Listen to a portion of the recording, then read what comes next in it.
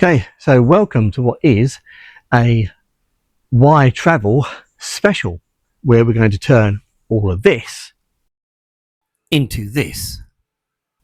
So, we're here at my brother's.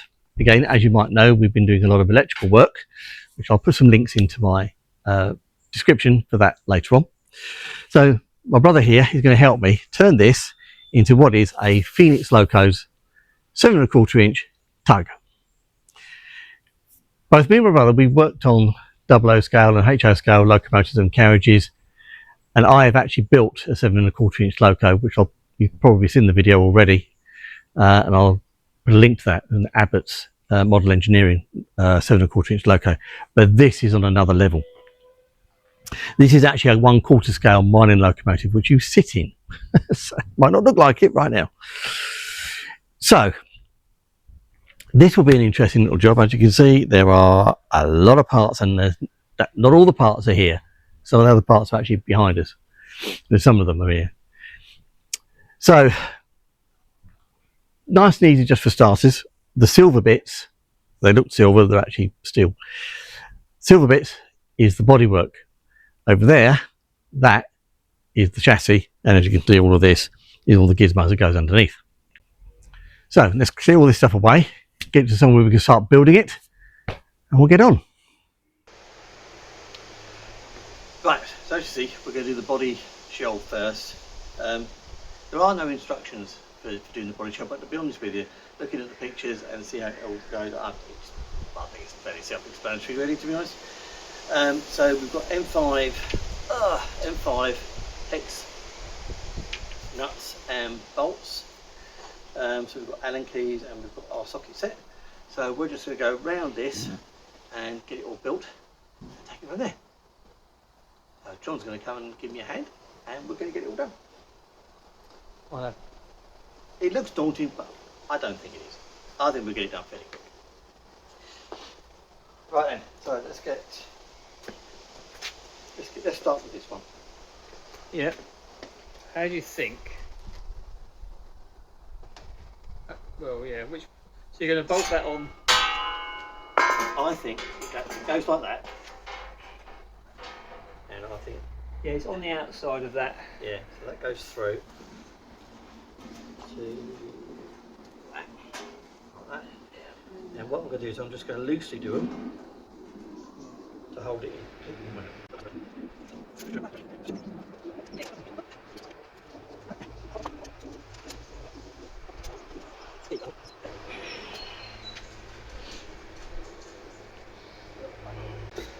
Right, so to finish off the engine bay, it's this bit. If you come out the engine bay, come out the engine bay. Can't stay there all day. Now, which way round does it go? And my fingers. Right, it's this way round. Well, that can't be right. Okay. Yeah, look. It'll come out a certain length, hasn't it? So Yeah. How does it attach? The first conundrum, how does that attach to that?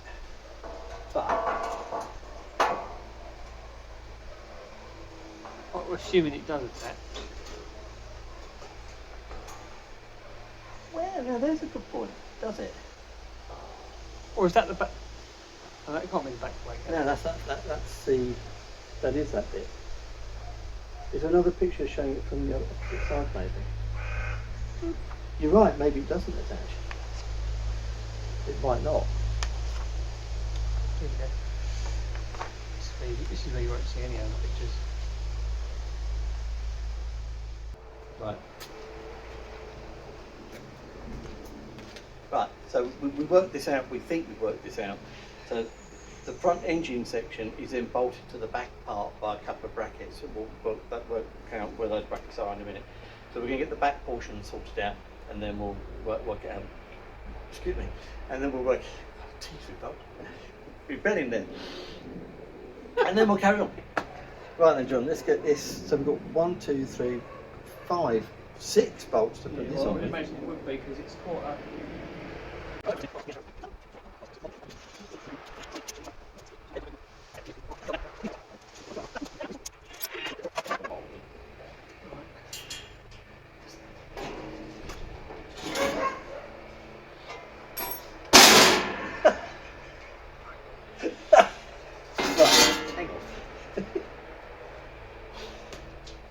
That's probably, I was going to say that one.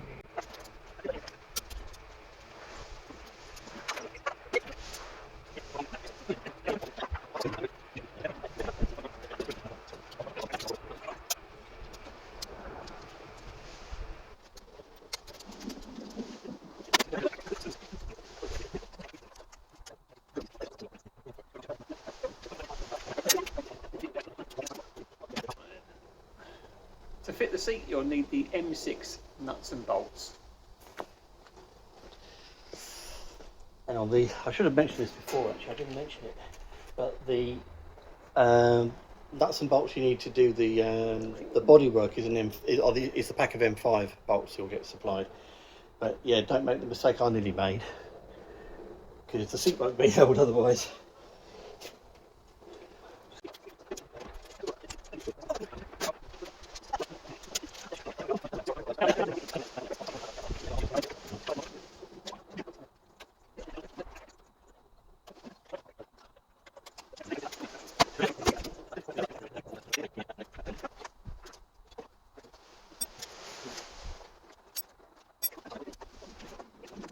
Right.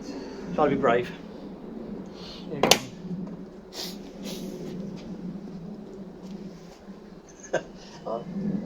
I trust. It looked great in the Well, living room. there you go. What do you mean it could look great in the living room? Can make it a good chair. There you go. Happy with that. There we are. Bit hard. You can see now why they put cushions on this. Yeah, I can see that. Good. Right. Great. So Basically now it's tightening that up. That back bit's done. tightening those two, and then we need to work out the.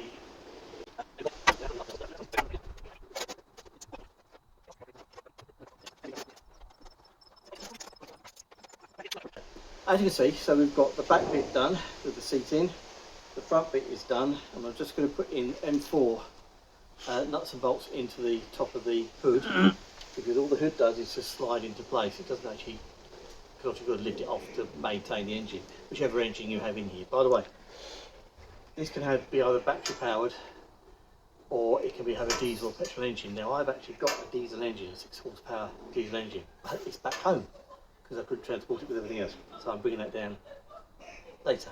Not later today, but as in later. So it's chain driven, this thing. So it's chain driven. If you're having a petrol diesel engine, it'll actually work like a diesel electric or petrol electric motor. So the diesel engine will be connected to a motor which acts like a dynamo. That generates electricity. That is then transmitted down to another electric motor which is connected to the chain drive which drives the wheels. That's basically how it happens. So anyway, that's just a bit of me waffling. So I'm just going to put these M4 bolts on the hood, and then we're going to put these to one side because they're finished. I think, and I'm probably wrong if anyone else has a tug, in transporting this, I think it has to be transported in a couple of sections. So this will be transported, the front hood section will be transported, and then when you get to site, you'd actually bolt this lot together. I've actually seen on one video where even the petrol engine was actually on its own section and it was bolted to the chassis on site. So I think that's how this is supposed to be done. So we'll get the hood done, and then we'll put these to one side, and then we'll get on with the chassis, which is where the fun begins. Hang that up now, John. Right, so as you see, we've done the body shell. We've been delayed because it's been raining, unfortunately. So now we're going to do begin work on the chassis. Now we reviewed all the parts that we were good. I haven't mentioned, I bought this before COVID, so this whole thing was bought really to run as on our hiring out our railway, but it never came about. So this whole kit has been sitting in our workshop for probably 5-6 years. So I never really went through all the parts. I did go through all the parts, but I've forgotten what it was I'd actually ordered. So the instructions that we've got is actually for a 4-wheel drive version of this loco. The parts we have is actually for a 2-wheel drive version. So what we're going to do is we're going to do all the mechanical work for the underneath as a 2-drive locomotive, so it's going to be front wheel drive, and the brake will brake the rear wheels. It'll be the handbrake for the rear wheels. It can be converted to 4-wheel drive, it just needs some additional parts. Now we might decide to get them before, like I say, this loco is being sold. We're not keeping this loco. When it's finished being built, it's being sold. So we might decide to buy the additional parts to make it 4-wheel drive. It only cost about £250 to get the additional sprockets. The additional sprockets, so just glue over everything. I don't know yet. Well, we'll do it up as 2. You'll see us when we do it. We'll do it up as a 2-wheel drive unit, and then I'll show you what needs to be done as a 4-wheel drive. So bear with us while we start getting the actual chassis parts built. So this is all going on to this, and then we'll get the buffer beams on, and then we'll start work on the lay shaft and on the axles. Right, bro. So we need. Right. So no, I've got that wrong. It's not the steel ones. It's actually the same ones, M5 screws and bolts, that we used on the bodywork that connect all this lot together. So we'll get all this lot together with the brackets. Brackets are going to be fitted to be enabled with the buffer beams on. Now we're going to assemble this on the ground. Realistically, we should have had probably a hobby horse or something. We could have actually mounted this up at about sort of hip height, but we haven't got anything strong enough to lift this thing. This thing is going to be really heavy when it's finished. So it's assembled completely upside down to start with, to be able to do the mechanical stuff. When you've got all the mechanical stuff done, then you can turn it over and start work on all the stuff on the other side. That's why it's upside down. Right, good morning, John. Yes, there's loads of nuts. Right, so what we're going to do first? Right, let's get this. That needs to go definitely the right way up. Yep. That goes there, like that. Right. And the other one goes the other side exactly the same. Now, but there were, like I say, there were brackets. This is where you've got to look at the instructions on this, because it's got to be right. Okay. Interesting.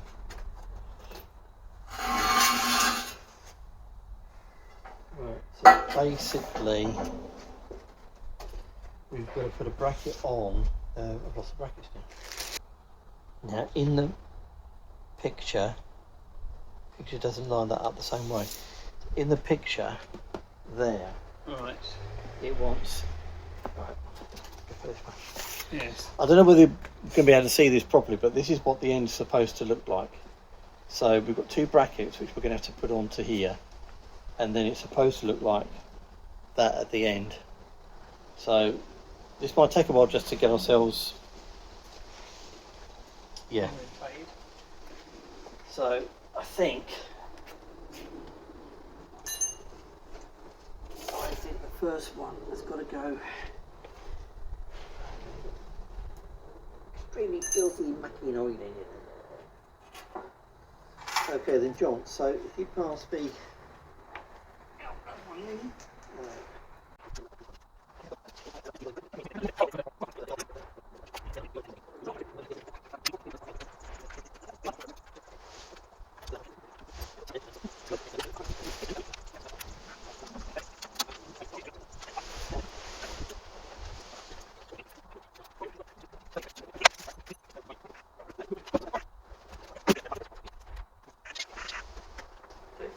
now, if we've actually done that right, buffer beam should line up. So if you go and grab one of the buffer beams, and let's see if it does actually line up. Oh, straight in front of the camera. Look at that. That could have gone straight into it.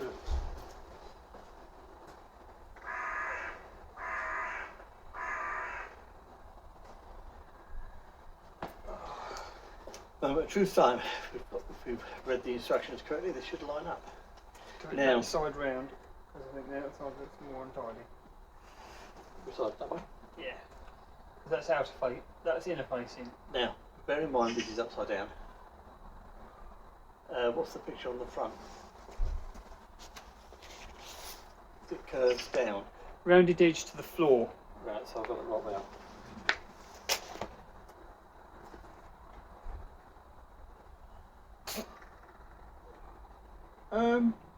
Yes. Well, they don't correspond. The middle ones don't match up, do they? The end ones do. The middle ones would match up. The middle ones would match up this side. Let me have a look at the second buffer beam. Oh. It'd be really weird if it was like different. Do you think that'd be the same thing? Oh, okay. It may still will be. It may still will be, but well, it looks quite the same if I'm honest. Oh, you got it? Yeah, it's the same. Yeah, you see what I mean though? Because look, you got this on this side. They're further in, but it will match up that end, it won't match this end. Well, that's bloody stupid, isn't it? The outer ones will match. Well, I didn't say that. Do you need both? You don't need both, do you? Well, yes, you do. You do. How the are you supposed to attach it? Well, we'll just have to do the outer ones. We'll just have to do the outer two. The outer ones do it, don't they? Yeah, the outer two match. Right, okay. Well, I'd leave them on there. Yeah. Where? What? I'd leave the brackets you put on there though. Oh, yeah, I would leave them on there. Right, So we don't need those for the minute. Oh no, it's a little bit of red colour. Well, I'm surprised. Alright then, well, let's attach the brackets on the other end.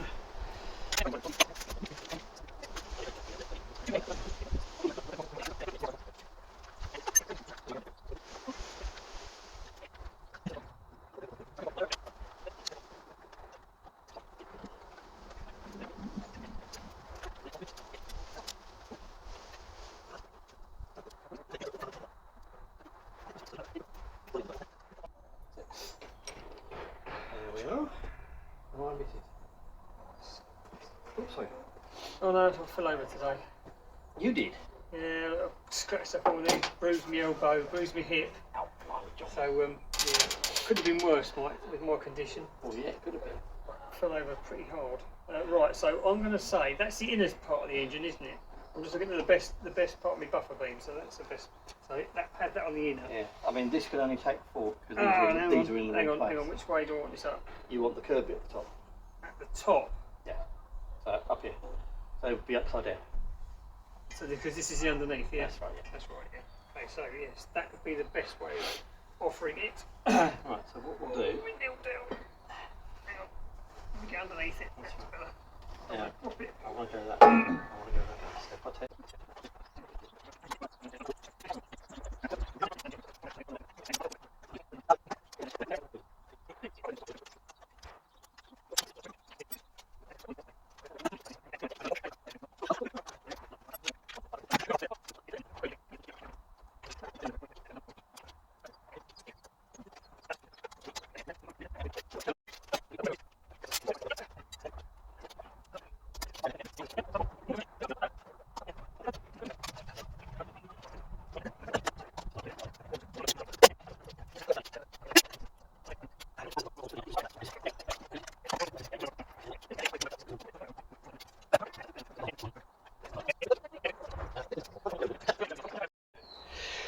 Okay, so we've got the buffer beams on. We're now going to get the axle boxes on and get the axles in and start putting things in the right places. So we're going to start with the back one. Now, John, if you said in the instructions that the standard setting for the rear is to come in one set of bolts, one set of holes in, didn't you?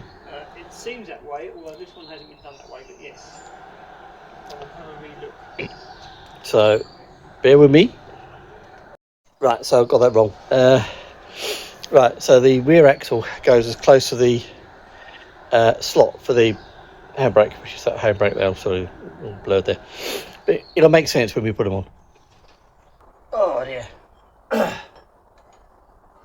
the disc and we need a wheel. A disc and a wheel, please. So yeah, we need to get that on, but we'll get that on. That will go. That goes in. That will fit in there now. Yeah. Oh, sort of. It only has to go in like that, doesn't it? Oh yeah, that's what it needs to do. Right then, so if you grab me a wheel, I'll try and get this on.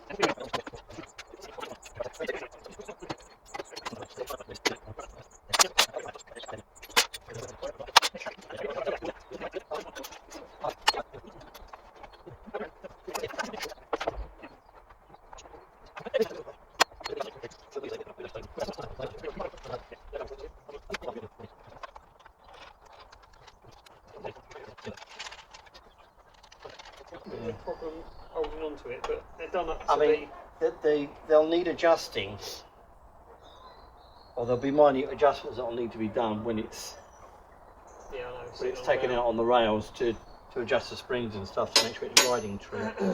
So that's fine. Okay. That's the buffer beam. Now, okay, we need to do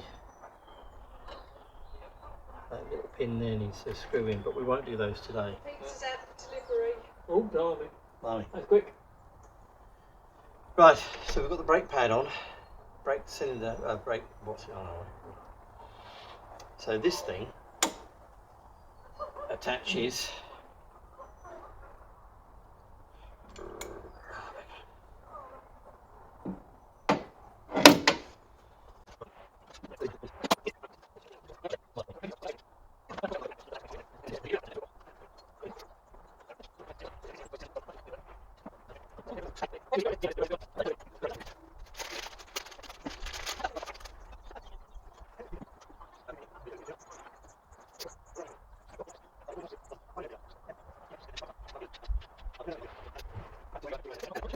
so you can see it's starting to get a bit dark, but we're going to persevere. So we're going to get the lay shaft in place. Now there normally would be two of these triplets. I think they're called triplets, sprockets. We've only got the one at the moment. I think I might try and get hold of a second one because they're not expensive, and that will give us the 4-wheel drive. We've realised that we only need another one of those to go the other side, basically to go there. And then we've got 4-wheel drive. We can connect that one to this. This one's going to connect to the axle here, and then the other one will connect to the other one. So I think we will get one of those. Obviously we can't do that today, but we'll get it all on, and we can see how it all looks. Right, John. Let's get this lay shaft in. Yes. Right, so we need to pick this. Well, we need to put it through like we did last time. Yep. Is that one come off? Oh, it come off. Well, I didn't realise you'd already put it through. No, it's okay. Oh, you're going to have to come off anyway. Yeah. Do I need to take the nuts out? Yeah. 1 second. Try and get that on. In there. Like that. So hang on for you. I've lost it now. Where's it? And that's got to go in. Let's sit that way in. Yep, that's it. Oh. That's there, isn't it? Yeah. So it's got these adjustments on this one because you can move it in and out to adjust the chain.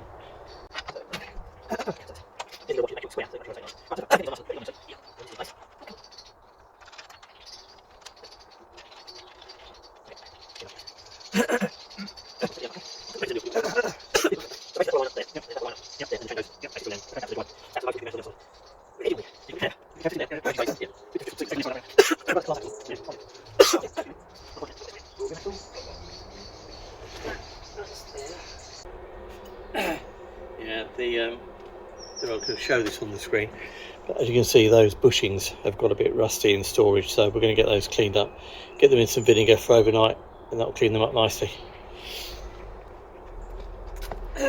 Okay, so basically we're going to set this up as a standard arrangement.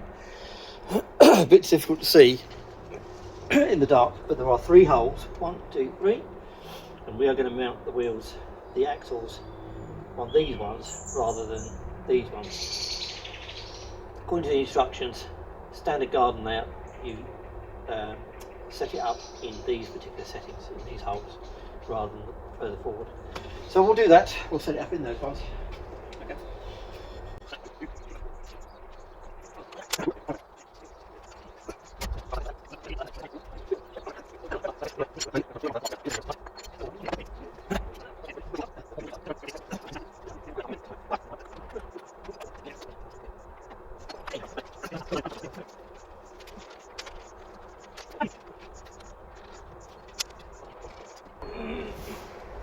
That's on. Alright, it's holding. There we go. So, right, so hopefully you can see it, but that's how the underneath looked. The chain drive isn't on, but I'll try and point this out, how it all works, because it might not be quite how you think actually. Let me try and do it. So there we go. So let me see if I can explain how this all goes together. So the chain drive, effectively the chain will go from here on the lay shaft to the front axle, and the chain here will then go through the chassis. On the other side there'll be a motor, which will have another sprocket on that motor. That motor will be connected to the dynamo, which is then connected to the diesel engine, or the motor will be directly connected to, I think it's called an ESU, excuse me if I've got that pronunciation incorrect, but basically a control unit which will be then connected to a battery, and that's how this whole thing all works. So, jobs left to do. Obviously this all needs adjusting to the railway that it's going to sit on. That'll be done by whoever's going to own this in the future, because like I say, this is going to be sold. But we'll do all the donkey work and getting the chain drive put in place. We probably will make it four-wheel drive in the end. We do have a motor, 100-watt motor, so we might mount that on the other side. And obviously we're going to be supplying the 6 horsepower diesel engine for this particular loco as well. So the chain drive needs to go on. Obviously we can't do that tonight, we're running out of light. So we will get that done. We're going to get the bushing derusted, stick that in vinegar, and then yeah, it's reasonably straightforward to put together this thing. So I think we're going to I think what do you reckon? Shall we turn it over and get the body shell on and see what it looks like? Yeah, have a little go at it. Yeah, let's do that. Let's have a bit of a laugh.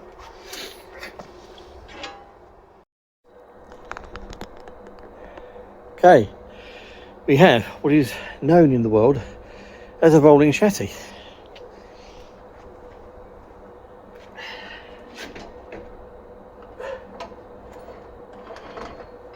Yeah, it does roll. I'm not going to do that too much. I'm not going to roll that around too much. It's on my brother's brand new patio. So it could act like an axle grinder. I am so sorry.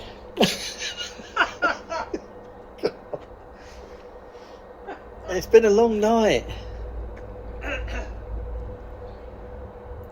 Right, where's that body shell? Let's get that body shell on. Let's see how it will show. The brakes, you have to be where the brake is, Mike. Yes, I do. So, Oh my god. I'm sorry. Right. I think it's went right place. Up. Let's put gloves to this thing. Up. It needs a pair of gloves for it. You grab that way. And just go under it. Right, a little bit further forward because the handbrake is on the outside. Whoa, get off! It's off! It's off and going! Oh my god! It nearly rolled away. Hang on. It is. Oh my god! It is actually the wrong way round. Because yeah, that's the bonnet end going that way. So we've got it the wrong way round. Is it? Yes. Oh. Okay, so look, pick this up. Move it around. No, I'm going to stand. It's off. Oh my god. Right. Jeez. Hang on. Oh my god. Ready? Right. Okay, so it needs to go. Okay, this way. It's about. Oh dear. It's about there-ish. Yeah, something like that. So yeah, it's about like that.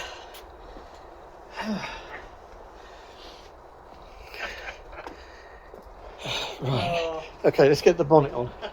And we can have a look and see what it looks like. I didn't realise we kind of have it the wrong way round, but.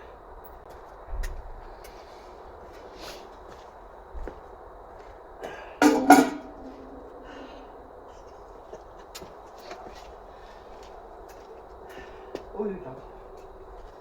It's not light, but it's surprisingly easy to maneuver. Right, so let's get that. Let's have a look see how it looks. Now,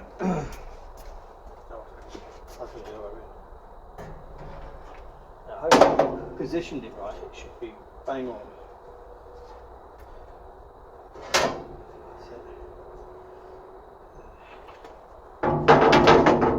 Kind of lines up with those bits. Yeah. Like so.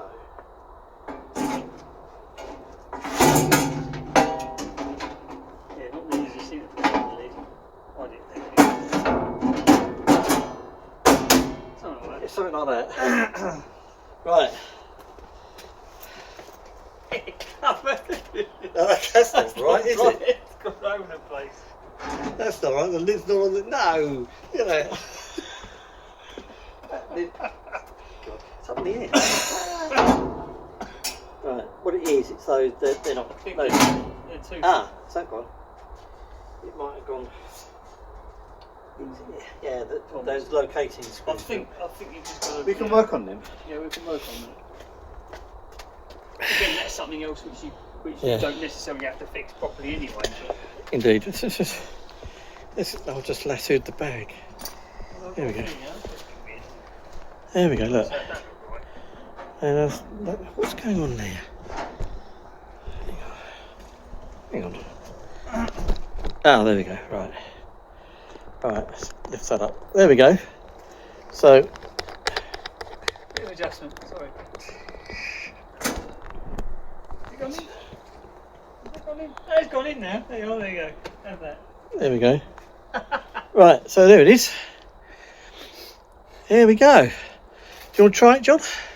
Oh my god. I want to try sitting in then. Royal Mail there. It's a Royal Mail train. They've got any of them left now. You get it, it'll roll away. It's perfectly safe. Right, hang on. Back off a bit. Hang on. No, let's go up a bit. There you go. Fantastic. We'll get a picture in a minute. Fantastic. Right, let's get a picture of you. Get a picture of you. Right, my turn to sit in it. Get in. It's perfectly stable. It's nice. It is perfectly stable. Just lost my balance there. So, I think it looks quite good. It's such a shame we're having to sell it. Like I say, there's a fair bit to do on the mechanics, which we're going to do next. Obviously, like I said, we're losing the night, so we'll get the mechanics done next. We'll get the chain drive in, and we'll find the diesel engine, which I've got to bring down from up north. And yeah, and then this little buddy here is going to be shipped off. It's going to be sold on maxi tracks, and yeah, so I'm afraid it's going to be shipped down to there. When this video goes live, it'll be for sale.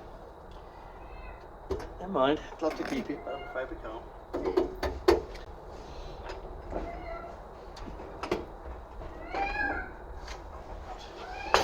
Oh, right in the coccyx.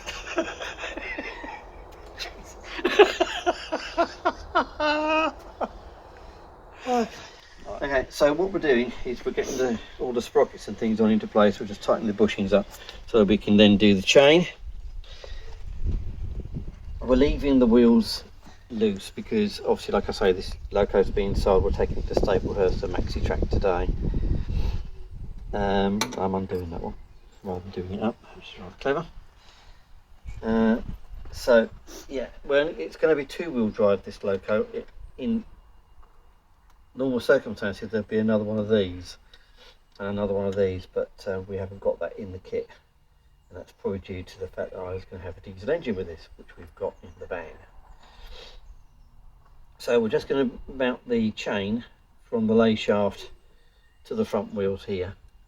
You'll see we've got the brake disc in place, but unfortunately for some reason we don't have the screws to fit the brake cable, but it just needs an M16 screw to do that. Right, that's on, that's tight, and that's got in the right place now. just, oh, right, hang on. That's just a little adjustment. I just need to come the other way because I've just moved it slightly. It needs to be this thing, and needs to be in the middle of the two grooves, because the chain's going to go through these two grooves, either to the diesel engine, or the dynamo, sorry, on the diesel engine. Am I tighten that? Oh, come on. Brain is not functioning this early in the morning. Just shifting it towards you again. I had to hold it off. I hold it. Anyway, we'll get this on, and then we can go from there, and then we'll take this down to maxi track. There we go, that's on. So that one's on there, and then we've got to slide this one back into place, which is about there, and I'll just lock that off into place as well. So the bushings have got two grub screws either side, and you just tighten those up and it grips the lay shaft. There we go, done. There we go. That spins nicely, there we go. Done. Excellent. We just need to tighten this one up now. This one needs to line up with this, because the chain is going from here to here. So I just need to line that. That is there. You're right on there, Mike, actually. Yeah, so that's about there. Yeah. Whoops, there, that's a bit loose. Right, so I'll just hand tighten these grub screws just for a second. And I'll get the Allen key on. So normally there would be two of these, one here and one here, going through those slots. Hello! And then we've got this one, which would be the four-wheel drive, and there'd be another one of these sitting on here, and that would then connect to that. But we don't have that. We've only got two-wheel drive. So I'm just going to tighten these up. And then we'll get the chain split, so that we can get it on. Now, Phoenix Locos supply enough chain to do all the chain links, so the chain link from here to here, here to here, and through to the motor, so we've got plenty of chain to play with. And we've got a chain splitter, which we'll use in just a second. Like I say, we've got some Loctite, which will supply with the wheels, but we're not going to lock the wheels into place, because obviously there will be some adjustments to be done by whoever buys this off us. So there's no point getting the wheels in place until that's done. But we'll do everything else when that's done. It takes a bit of time just to get these grub screws put in place. You go quite deep down into the bush in order to lock it onto the axle.